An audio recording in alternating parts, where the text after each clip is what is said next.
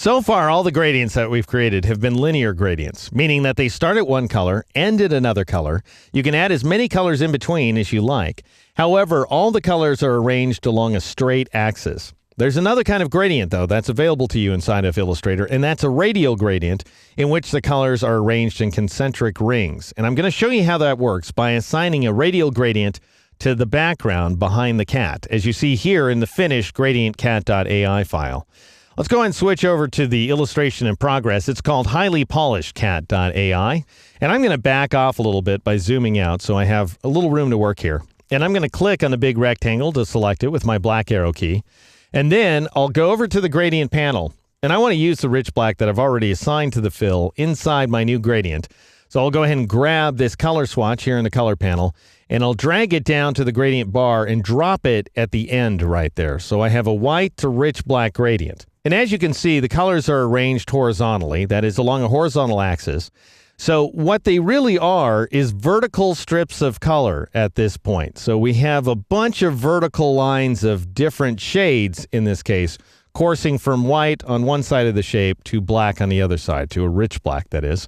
However, if you'd rather arrange your colors in concentric rings, then you just go to the gradient panel and you switch from linear to radial, like so.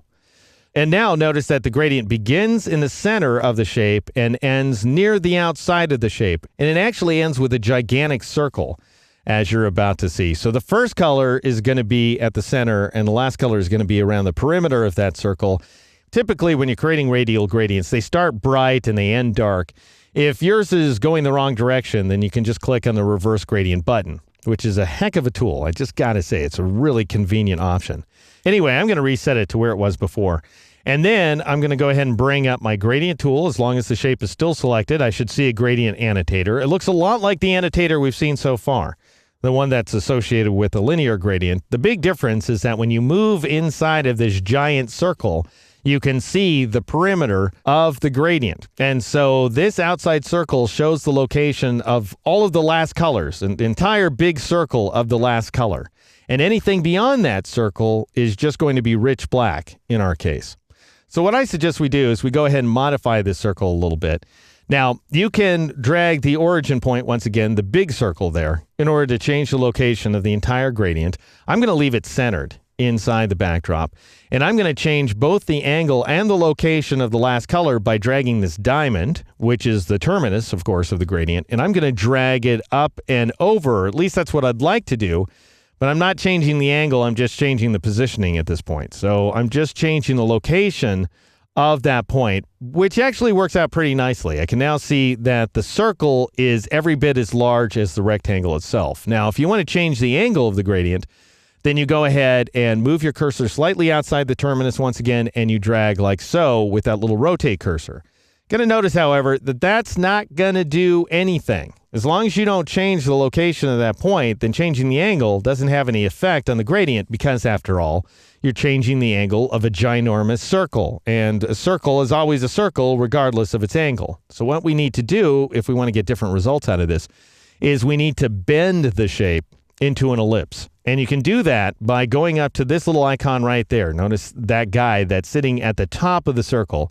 And it's angled over, which is why it's at its current location. Go ahead and drag that down like so, and that will go ahead and slim the circle into an oval. And you can determine the exact dimensions, that is, at least the proportions of that ellipse, by changing this value right here inside the gradient panel. And so I might change it to 70% if I want absolute control over how big that ellipse is, or at least numerical control. And I'm also going to change the angle to negative 135 degrees, which is going to send this line in exactly the opposite direction, or more or less the opposite direction anyway, so that the gradient begins in the center of the rectangle and it ends down and to the left. Now, finally, I'm going to do one more thing, and this applies only to radial gradients inside of Illustrator. I'm going to go ahead and zoom in so I can better see what I'm doing. And notice that next to the origin circle, there's yet another circle. And that circle determines the center of our gradient, that is, the location at which the gradient truly begins. And it allows you to offset that initial color with respect to the outside perimeter. So let me show you what that looks like. As I drag up, and I've got to be careful at first when I'm dragging because Illustrator has a tendency to make this line just go wonky as heck when you're right next to the origin point. But as you drag away, you'll have a little more control.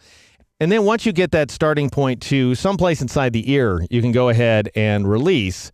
So what's happening is now the center point of the gradient is offset with respect to the perimeter. So the perimeter's remained at exactly the same position. So if you drag this guy all the way up here, you'd have quite the spotlight effect. The gradient would race from this starting point to the end point right there, and it would go very slowly from the starting point to the end point down and to the left. Anyway, I don't want things to be quite that radical, so I'm going to move this point back inside the ear like so and release. And then I'll go ahead and zoom in. And I'll press the V key to switch back to the black arrow tool, click off of the path in order to deselect it, and that is how you work with radial gradients inside Illustrator.